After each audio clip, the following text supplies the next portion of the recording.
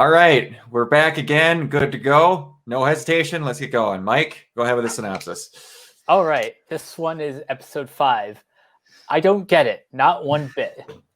Team Gurren's continuing journey brings them to an underground village where society mandates a humbling existence and the worship of gunmen as divine beings. After leaving the village, Team Gurren is joined by Rosiu, the adopted son of the village chief, and 2 children, Gimme and Derry. The very first impression I got from this episode is how very similar yet different this is from the rest of the series so far. I think the most obvious difference is the almost complete lack of color. It's jarring, but I really appreciated that they put an episode that did not involve the intense splash of color that's normally in all these episodes. The other difference is it feels kind of gloomier, like it feels more reserved. Basically, it feels exactly like the culture of this village, not that much different from Jiha village where Simone and Kamina come from. Yep. And that explains why Kamina is acting very out of character. Yeah, he hates that chief, and I got that right away. I'm like, first time watching, I'm like, what is he so pissy about? And I'm like, oh yeah, that makes sense. Yep. Oh yeah. Keep going. Sorry, go ahead. Although I'm gonna be honest, this is probably my least favorite episode because it's okay. Because it's so I don't know. It felt off to me. That's probably the point. Yep.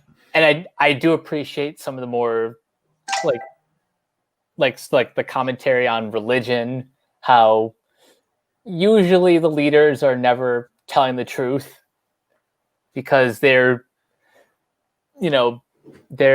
trying to manipulate the people to follow his orders, with all the usual lies of it's what's best for the people and all that. Yep. And I know you're probably going to get sick of me saying this, but it is rightfully to feel off now, and everything that felt off about this will get paid off later. Rossi is another person that has an amazing arc that puts them through some shit. But yeah, you were very right. This and some episodes and about 4 or 5 episodes that make you feel really off. And it is for a very good reason. You're going to feel like you're irritated at the show because there's certain things that happen that the characters are irritated about. There's a lot of times where in these episodes, they're wanting you to feel how the characters do. So they're purposely kind of jiggering the show to make you match their emotions. And this was one of the first times they did it. There's a really big version of it coming up, but yeah. And what I said about this being my least favorite episode, I think that's entirely subjective because absolutely. Because what's great about the series is that it's kind of it's one of the most immersive in terms of you sharing the emotions of the protagonists. Yep. I think I felt that a lot in this episode where you're kind of frustrated with the situation because Kamina is frustrated with the situation. Yep. And even Simone is when Kamina is fighting with Razio. Razio and the high priest. I can kind of relate to a lot of times where Simone is kind of saying in the background, just drop it, let it go. I don't want to get involved. Yep. No, and I get why out of all of them, I was kind of prepared for this one or the next one to say it was your least favorite because, like I said, you and me have had discussions about why you like the show so far, and this is the episode that literally just went, "You're getting none of that right now," and just drops it in a bin somewhere else. So I'm very okay with you saying that because I was actually kind of expecting it, especially with this one. It's I believe they, like I said, they do it for a reason for how they set them up. And there's a couple of characters that get very like almost episodes dedicated to you understanding exactly how someone's going to act in the future. And this is one of them with Rossiu. But and Rossiu also he has the most consistently differently pronounced name in the entire series, I think. Is this the one you're talking about? No. Okay. No. That guy has his name pronounced the same way every time, and I hate it. Oh, okay. But no, Rossiu, I believe his name gets said 3 different ways in this episode. Rossiu, Rossiu, and Rossio. I believe all the different ways. I believe it's Rossiu. If the way that Simone says it most the most times later on, I believe it's Rossiu. But yeah, no, that's one thing that's kind of like whatever. But like you said, this is a very different episode, and this was one of the most times where it was like, I'm always like, the leader in Jiha Village is a bit of a douchebag. No, this guy's a douchebag. This guy is worse than the leader in Jiha. Yeah, the second where I was like, okay, they're gonna have the ceremony and whatever, and then all of a sudden it's like, who hasn't picked lots yet? And I'm like, that's what. Oh shit! And then they bring up that it was Gimme and Dari, and magically the 2 kids without parents are the ones that get the lots picked. Immediately, I was like, nope. Kamina wanted to kick this guy's ass, and I hope he gets to kick this guy's ass. I'll admit, like in the first half of the episode, I was even kind of getting annoyed with Kamina's disgruntlement, because at first it seems like he's just kind of being rude to these people and disrespecting their culture. Yeah. But then once we reach the end of the ceremony, I'm like, oh, okay, never mind. I take that back. You were totally in the right. Yeah, it's like he can sense it because from what you can see in the earlier episodes, he was the one that had the most issues with the guy from Jiha. Like, Simone obviously got treated really nicely from him. And then, like, I think that's partially why Simone does this, where he's just like, these people are doing what they're told, so they get along with them. Kamina is obviously against any sort of authority figure, period. So, yeah, and it's very stringent. And it's like I said, that's why I would like a separate series, just like looking at all these different villages. Like, they immediately made Yoko put her clothes on, which was the one I was like, is this going to be the one episode where they actually make her put clothing on? And then you get the reason for why she goes around in basically a swimsuit and boy shorts is that it restricts her movements and then she doesn't like it. I'm like, that is the most anime reason, period. Outside of the most anime reason I've ever heard in my entire life is, how much do you know about Metal Gear Solid 5? Not that much. Do you know who Quiet is? The sniper that everyone has at least seen pictures of? I think I've seen pictures of. She wears like torn apart like spandex pants and then a bra, and then that's it. It's because she breathes through her skin. And if she wore clothes, she would suffocate. I was like, wow. Yep, that is a very anime explanation. Yeah, but yeah, and then the lots and stuff, and immediately what got me with the episode, and we'll bring it up, is the face gods, and they get called people from the celestial land. So just like, this was totally different to where when you were in Jiha, they had no idea what was on the surface. This guy knows what's on the surface, and he's lied to them about it, is what I always gather from this. Because he says celestial beings and face gods. I'm like, how do you even know what the word celestial means if you don't know what constellations are? Yeah, that shows that he's a liar, but also he can't read. Yeah, that was the part that I didn't get. They kind of Book of Eli'd him at the end of there.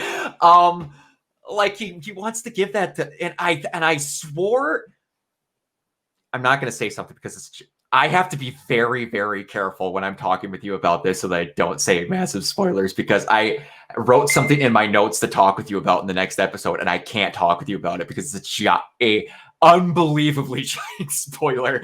But yeah, when he brings that up and he's like, don't worry, I can't read either, and he kind of laughs, I'm like, that makes me ask so many more questions. Like, what are you teaching them? How do you know what a celestial being is? Do you heard words from the people that were in your village previously, and then you just copied them over? You're holding this village, and you don't know what their holy scriptures are, but you're hoisting people to act upon your holy scriptures. Oh, man, the religious commentary in this episode is fascinating. It is, and it's so out of nowhere and jarring. When I first started this, I'm like, if you would have told me that I would have got an entire episode based around people thinking gunmen are gods and we're gonna be having fighting for roughly maybe 20 seconds. Like, what show are you watching? I'm like, did we miss the part where we had people that fight with drills, big, manly samurai man, and boob physics? Like, are we, what? But they have a couple that are like this. And obviously, they'd waste no time getting back to the silly, which is in the next episode we'll get to. But, yeah, so then I have to think, now that I'm thinking about this. First episode, they got Yoko. Well, technically, I'll count it as they got Yoko as part of the team in the second episode. Or in the first episode. The second episode, they gained Liran. They don't get anyone in the third episode, right? No, but that's when they meet Viral. True. And then the fourth episode is when they meet the Black siblings, right? Yes. Okay, yeah, that's what I thought. I was going to say they gain a person per episode, but that would have been totally wrong. But yeah, this was basically, well, they gained 3 people this episode, actually, so it makes up for the other 2 where they didn't get it, because they get Gimme Dari and they get Rasiu. And if for anyone that notices, I need to look it up to confirm, I am very, very sure that Gimme is voiced by the same guy that voices TK in Digimon. I'm pretty sure he sounds just like him. I've never looked it up myself, but I always thought it. I'm trying to find it, but I don't see it in the the main wiki page. That's fine. You just sound so much like him. But yeah, I'll look that up later and put it in the show notes if I'm right about that. But yeah, this is a very bog standard. Not a lot happened. It was basically a setup episode to get 3 people onto the crew. And yeah, the whole it's you get these episodes where they spend an entire episode doing what most other shows would take about 5 minutes to do. Like they would have found these people in a cave in another episode. And they're just be like, oh, you guys got nobody. Okay, I guess you can tag along. They take an entire episode to set up their personality because it's going to start moving fast. And guess what? We got to teach you about the next people in the next one. And don't worry, once we got our crew together, then we're going to start doing stuff. If we want you to understand them all, so we're taking the time. But yeah, it's weird that there's not a lot to talk about in this one when it's one of the more, I want to say, plot heavy, or should I say lore heavy episodes in the world so far. That's true. This one is, I don't say it's the most lore heavy, but it is lore heavy in how other people outside of the main characters view the gunmen. Yeah, exactly. Like, I would love to get, and I'm sure there is a version of it somewhere, but I would love to get just a overly extended version of like a companion guide, kind of, where it doesn't tell you about the stuff in the show, but they like just take extra time to be like, this is blank village that you never saw in the show. They believe what and whatever. And then after such and such events, they do this and this and that. I would love to have something like that. That to me, it would be so cool. And that would be cool. It would be cool. They have a version of that in the big DVD or the Blu-ray thing that I've shown, which I don't know if I've ever actually shown while we were recording. I showed it afterwards. I'll show it at some point. It's the big, like $500 to $600 I hate Aniplex priced freaking box thing with all the gunmen on the front. It's the best. But yeah, I guess as we basically covered everything other than we've gotten Rossiu, you've gotten Gimme and Dari, the two kids, and then Rossiu, we've gotten that he doesn't believe anymore. Within an episode of meeting someone from the other land, he no longer believes in what he was being taught. It was that fast. And that kind of interests me that the second, and it's an interesting thing that where the second what you believe, once you actually get to meet, like that was the equivalent of Prometheus falling through a hole with the fire, and then them being like, wait, hold on, you aren't anything like what you said you were. And it's like, yeah, as soon as you got to meet the gods themselves, you're just like, no, this isn't true. You've been telling me this for years. No. Like, and you're still trying to talk about it, even though they're down here. And the fact that they got to see him operate that gunman, you will never in this show see a gunman like that ever again. I'm sorry if that's a spoiler, but they do not have any more Easter Island head gunmen. That thing is so unique.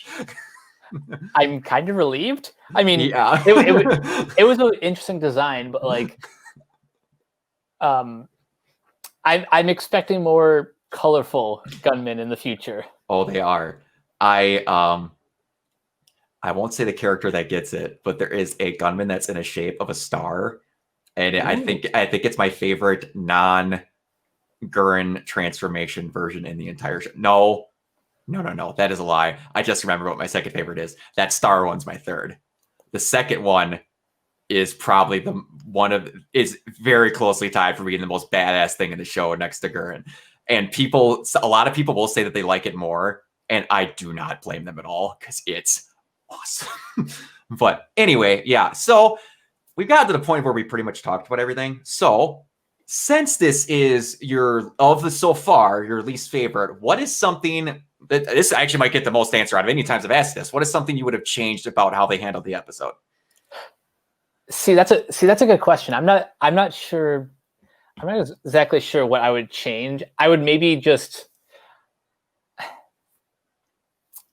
I need to think about this for a second. No, it's all good.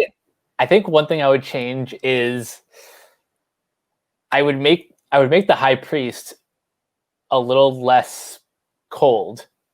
Okay.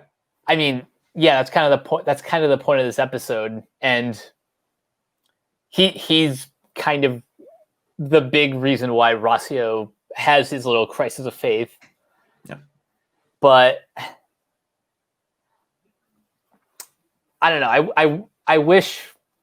I just wish there was a little bit more going on with this episode, other than a repeat of the pilot, except harsher. Okay, I can respect that. I get what you're saying, and that is a very valid criticism because I've heard a lot of people say that, and it is very true. It was the what I want to say. I don't want to say Zack Snyder version of what the pilot episode would be, but it's not far off. It is the Watchmen version of what the pilot episode would be. But yeah, pretty much. Yeah, but yeah, it is definitely different. But in the next episode, we get back to the silliness. So in all of its high glory. All right. Yeah. So that's that. Another one down. Mike, where can they reach you?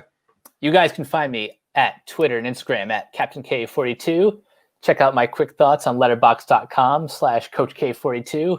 And look for me in all the various Facebook pages just at my name. Check out Renegade Pop Culture on Anchor, Spotify, Apple Podcasts, wherever you find podcasts these days. And check out our website, renegadepopculture.com. Need an escape? So do we. You got it. We just did a recent free-for-all podcast that I had a ton of fun on that we might, and I hope soon that we start a wrestling podcast, because oh boy, do I want to talk about the Twitch stupidity with Vince McMahon, because I didn't know if that man could be any more of an asshole than he already is, but oh boy, is he one greedy SOB.